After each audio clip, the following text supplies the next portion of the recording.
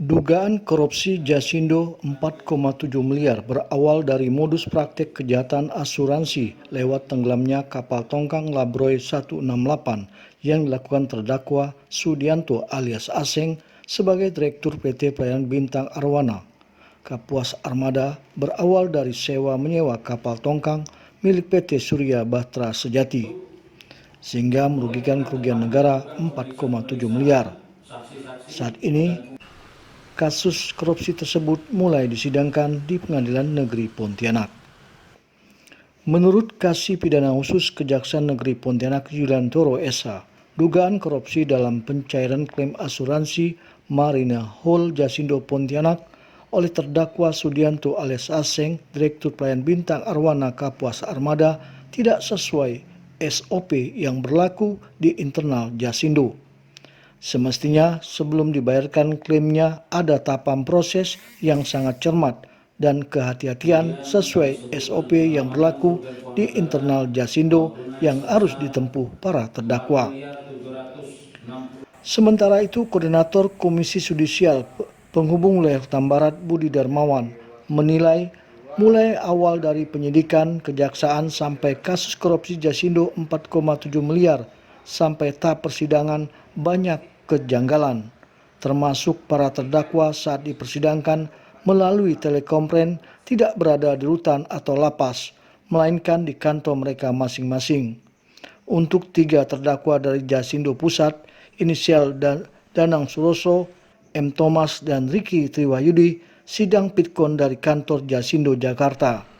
Sedangkan terdakwa Sudianto alias Aseng melalui sidang Pitkon dari kantor di Komplek Mega Mall Pontianak.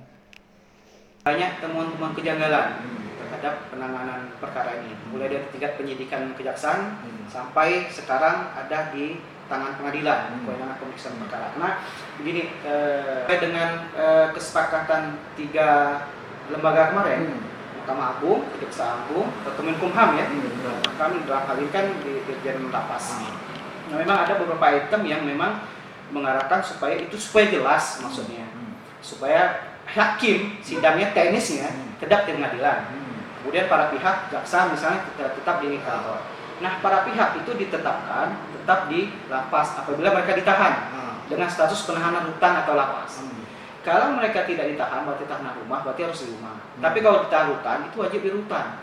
Kalau memang ada indikasi seperti itu, saya minta ke teman-teman hakim, terutama majelis hakim menangani perkara ini, supaya memerintahkan mereka tetap berada di rutan atau lapas pada saat menjalankan sidang. Karena kalau memang seperti itu, mereka layak menegur. Karena ini kan sekarang kewenangan pemeriksaan berkas ini kan ada di pengadilan. Tentu pengadilan melalui majelis hakimnya bisa memerintahkan ke JPU untuk menentukan bahwa apabila ada pihak-pihak terdakwa yang memang sidang pada saat sidang online berada di luar pihak, nah ini kan berarti udah menyalahi komitmen 3 lembaga tadi. Nah ini bisa diberikan semacam sanksi. Nah ini kita serahkan ke pengadilan. Nah saya minta ke pengadilan supaya tegas, jangan sampai ini hanya sebatas persidangan, penting mereka nongol. Hormatilah kesepakatan yang sudah ditetapkan oleh 3 lembaga negara ini. Untuk Sudianto alias Aseng kan seharusnya beliau sidang di rutan, tapi kan beliau nggak ditahan. Ini Sudianto ditahan nggak? Enggak. Kalau nggak ditahan kan berarti sidangnya tetap di rumah dia. Di mana, di kantor di sini tadi setelah konfirmasi sidangnya di Mega Mall, kantor Mega Mall Pontianak lain. Iya.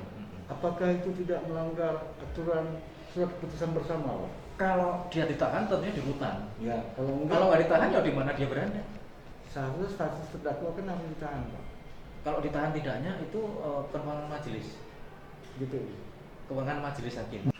Dalam rangka mewujudkan peradilan yang bersih dan berkeadilan, Komisi Yudisial meminta agar Majelis Hakim Pengadilan Negeri Pontianak mentaati perjanjian bersama antara Mahkamah Agung dengan Kejaksaan Agung Republik Indonesia dan Menteri Hukum dan HAM Republik Indonesia tentang pelaksanaan persidangan melalui telekonferensi di saat wabah COVID.